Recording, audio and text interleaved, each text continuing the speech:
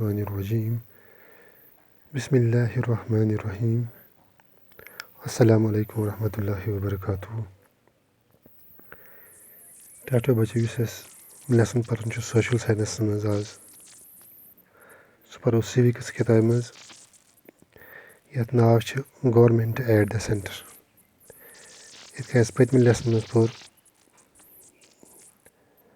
fundamental duties, fundamental rights for us. Yan directive principles for us. आज पर्नस M पत use असे सोन constitution छ अत कत ब्रांचेस छ युस सोन गवर्नमेंट छ अत कत ब्रांचेस छ त कुस क्या काम कर छ आज पर्नस बा गोडिक्स मज यात मज government at the centre use central government छ एमुक मकसद क्या छ त अहज काम क्या छ We have already read that the constitution of a country contains the fundamental rules. ऐसा produces Son constitution of India छ constitution of country छ तब मज छ fundamental rules दित बुनियादी रूल बुनियादी कानून दित ये मुताबिक से एकस मुल्कस पे कानून नफिज यवान छ करना या एकस मुल्कस मज हुकूमत करना यवान छ who makes laws based on the fundamental rules given in the constitution जत मज परो अस यमा से हम laws छ आसान कुन ते country मज हम law कम छ बनावा who executes them पच कुछ हम execute करा या implement करा या उन मंसूब बनावा who interprets them पच इमी मुताबिक dispute हल करा या इमी मुताबिक पन फैसला करा this is done by various organs of the government of the country Emmy काम युस अस मुख्तलिफ काम छ अलग काम छ करन कानून बनावन पत कानून नफिज करन पत इमी मुताबिक फैसला करन यानी कि ये ग्राउंड लेवल पे इमी मुताबिक फैसला करन आस अलग अलग ऑर्गन्स आसान अलग अलग हिस्सा आसान अलग अलग डिपार्टमेंट आसान like every government the Indian government has 3 organs प्रत कुन गवर्नमेंट छ आसान के ऑर्गन्स इथे करन युस सोन इंडियन गवर्नमेंट छ आसान के 3 ऑर्गन्स सेंट्रस में युस से सोन गवर्नमेंट छ आसान के 3 ऑर्गन्स द लेजिस्लेचर गोडी कसे गो legislature the executive then go executive and the judiciary then go judiciary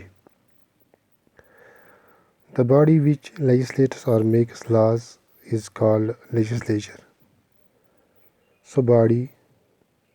group of people must legislature assembly maz asan cha tamasa cha law banawa ons kam sh ye yus ons body asan cha ons kam cha mas banawa law at was legislature in India we call it the parliament India's maz member as a parliament member asan छ तमने was legislature अस काम ये असा छ करा कानून बनावा पत युस parliament छ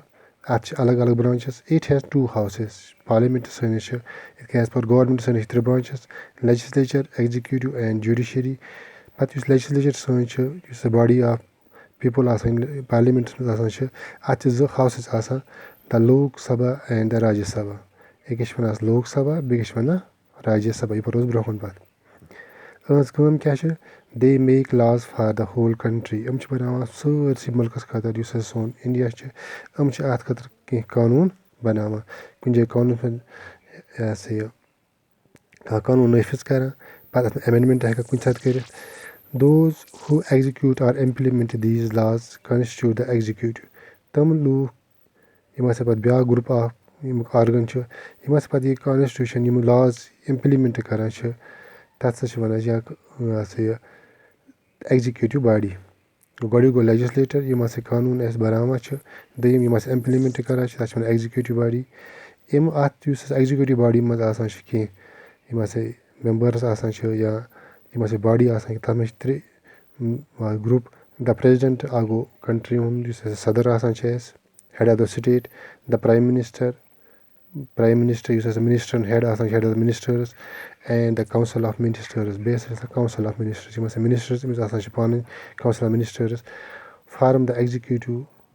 of our government message banawa executive body of our government go president prime minister the council of ministers the executive body legislature for as as parliament यम हसा मेंबर्स आसान चाहे तुम लोक सभा या राज्य सभा आसान अम पे त्रेम those who settle disputes according to these laws तम लूक यम हसा डिस्प्यूट मसला कुन जाए कह डिस्प्यूट फितना या कह तो चीज़ हम हसा करान अमी कानून मुताबिक यह हसा यम कानून बनाम लेजिस्लेटिव बॉडी यम इम्प्लीमेंट कर एग्जीक्यूटिव बॉडी हम अमे मुताबिक हम नफिज कर या फैसले दिवान कत मज जुडिशरी मन यानी कोर्टस मज द सुप्रीम कोर्ट और जुडिशरी आसान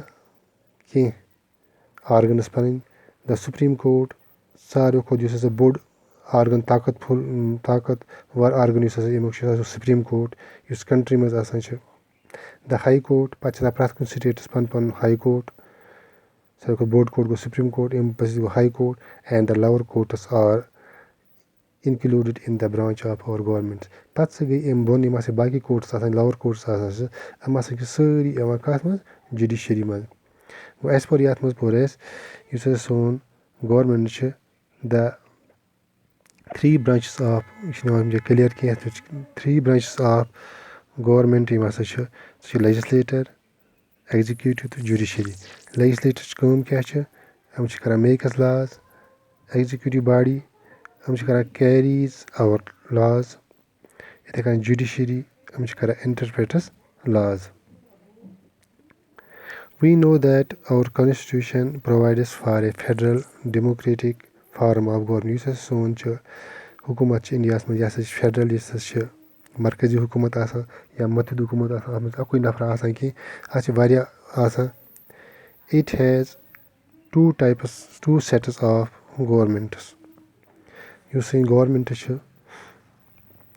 अत जो सेट ऑफ गवर्नमेंट्स यानी कि इंडिया मज हुकूमत गवर्नमेंट चलान अत जो branches one at the centre गई सेंट्रल गवर्नमेंट या union government one and other in the states ब्या गई सह गवर्नमेंट इस पन स्टेटन में आसान सेंटर पन कम तो स्टेटन अलग come the government at the centre is called the union और सेंट्रल गवर्नमेंट सह गवर्नमेंट सेंटरस पे आसान अत वन ब्या नाव सेंट्रल गवर्नमेंट या one union government the union government consist of parliament union government यह कंसिस्ट बनियाम पार्लियामेंट द प्रेजिडेंट अत मज यूनियन गवर्नमेंट्स मज गो गई पार्लियामेंट इस पे पोर लेजिस्लेटिव प्रेजिडेंट पे president prime minister and council of ministers यानी कि लेजिस्लेटिव एग्जीक्यूटिव बॉडी पोर यह कत मज यूनियन गवर्नमेंट या सेंट्रल गवर्नमेंटस मज पे यम जाए सोन कॉन्स्टिट्यूशन सह वन सोन कंट्री हसा डेमोक्रेटिक पे सोन डेमोक्रेटिक कंट्री अत मज 2 types of governments go central government या यूनियन गवर्नमेंट वन तुम ब्या गई स्टेट गवर्नमेंट क्योंकि यम जाए गवर्नमेंट एट द सेंटर इस सोन सेंट्रल गवर्नमेंट या यूनियन गवर्नमेंट अत पार्लियामेंट ब्रांच अमुक प्राइम मिनिस्टर ब्या काउंसिल ऑफ मिनिस्टर्स ब्या गो ये सबक पोर अत पोर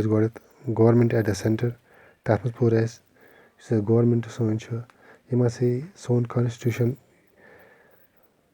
दिवान कह फंडामेंटल रूल्स सैनिस गवर्नमेंटस यम के जरिए पन्निस मुल्क पे हुकूमत करान ये मज पोर कि कानून कुछ बनावान अमिच कम कह पार्लियामेंटस आसान यस लेजिस्लेटर वन अम पे पोर ब्या एग्जीक्यूट कुछ लान करान या इम्प्लीमेंट कुछ करान सह ब्या body yes one executive body तम पे पोर अम मुताबिक पन फैसले दिवान कंट्री में तथ वन जुडिशरी तम पे पोर सोन गवर्नमेंट अत 2 टाइप्स ऑफ गवर्नमेंट्स गई सेंट्रल गवर्नमेंट ब्या गई स्टेट गवर्नमेंट सेंट्रल गवर्नमेंट अत वन यूनियन गवर्नमेंट या सेंट्रल गवर्नमेंट अत मज अहम यम अमिक हिस्सा पार्लियामेंट आसान सह प्राइम मिनिस्टर सह काउंसिल ऑफ मिनिस्टर्स ब्या हिस्सा अमुक सह गो स्टेट गवर्नमेंट सह गई सह गवर्नमेंट अलग अलग स्टेटन मज चाहे सह चीफ मिनिस्टर तथुक आसन या तस मिनिस्टर्स आसन या बाकी यम बॉडी اِنشاء اللہ پَرو أسۍ بیٚکِس کَلاسَس منٛز اَمہِ برونٛہہ کُن تہٕ